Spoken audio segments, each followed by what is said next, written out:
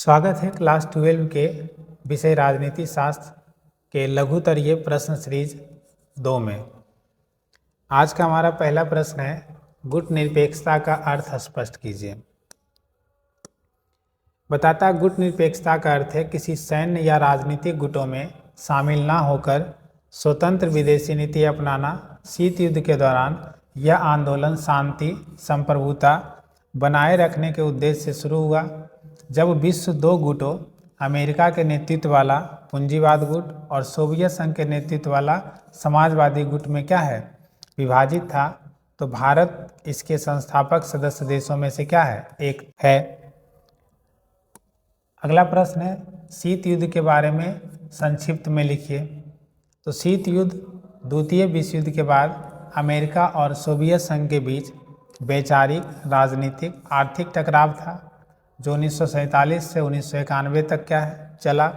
इसमें साम्यवाद सोवियत संघ पूंजीवादी अमेरिका की प्रतिस्पर्धा शामिल थी। यह युद्ध सीधे सैन्य संघर्ष के बजाय प्रॉक्सी युद्ध, हथियारों की दौड़, अंतरिक्ष प्रतियोगिता के रूप में लड़ा गया। अगला है, मैकमोहन रेखा क्या है? मैकमोहन रेखा भारत और चीन के बीच पूर्वी सीमा है, जो भारत के अरुणाचल प्रदेश और चीन के तिब्बत क्षेत्र को अलग करती है।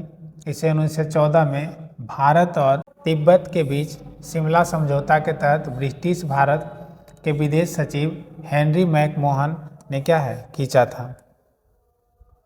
अगला है, दलित पैंथर ने कौन से मुद्दे उठाए? दलित पैंथर्स ने दलितों के खिलाफ हिंसा, जाति भेदभाव, शोषण का विरोध किया।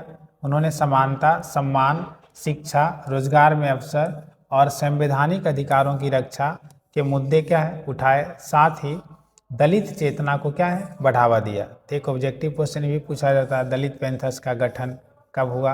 1972 में।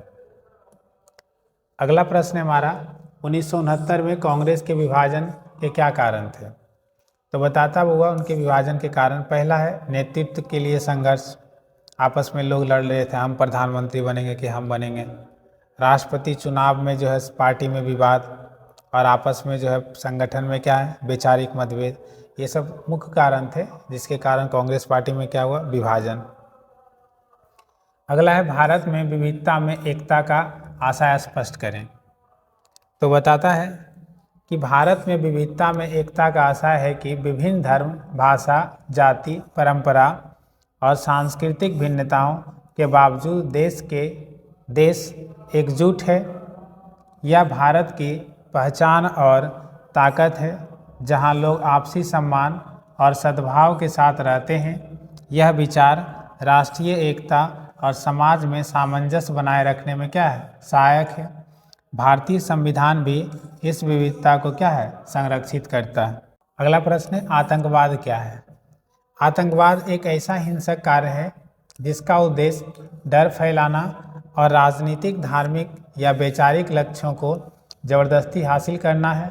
इसमें निर्दोष लोगों पर हमले, सार्वजनिक संपत्ति को नुकसान, समाज में अस्थिरता पैदा करना आदि गतिविधियां शामिल है। आतंकवाद अक्सर संगठित समूह द्वारा योजनाबद्ध तरीके से किया जाता है। यह राष्ट्रीय अंतर्राष्ट्रीय स्तर पर शांति सुरक्षा के लिए गंभीर चुनौती है। अगला है प्रश्न हमारा, लोकसभा में विपक्ष का नेता कौन होता है? लोकसभा में विपक्ष का नेता वह सदस्य होता है जो सदन में विपक्षी दल का प्रमुख होता है, जिसका दल सदन में कुल सीटों का कम से कम 10% यानी 55 सीट प्राप्त करता है। यह नेता सरकार की नीतियों की समीक्षा करता है और विपक्ष के दृष्टिकोण को सदन में प्रस्तुत करता है। विपक्ष के नेता का दर्जा एक कैबिनेट मंत्री के बराबर होता है। अगला है, चिपको आंदोलन का क्या उद्देश्य था? चिपको आंदोलन शुरू कब हुआ था? 1973 में। इसका उद्देश्य पर्यावरण संरक्षण, वनों की कटाई को रोकना।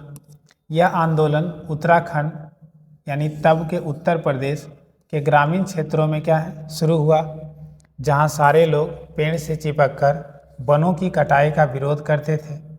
इसका लक्ष्य वन संसाधनों पर स्थानीय समुदाय का अधिकार स्थापित करना और प्राकृतिक संतुलन बनाए रखना था। यह आंदोलन पर्यावरणीय जागरूकता और संरक्षण का प्रतीक क्या है, बना। अगला है आर्थिक न्याय क्या है।